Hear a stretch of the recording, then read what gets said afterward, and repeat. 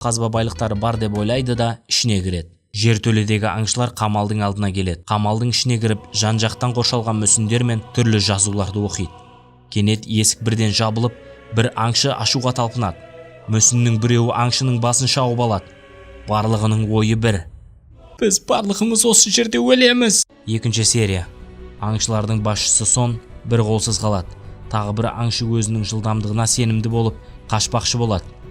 Оны да мүсін құдайы денесін кесіп тастайды. Джинву мүсінге арнап бас иіп дұға оқу керек дейді. Мүсін риза. Барлығы соны тыңдап, араларындағы бір аңшы дұға оқып жатқан жеріне өліп кетеді. Барлығы қаша жөнеледі. Тағы бір аңшының денесін мүсін құдай екіге бөліп тастайды.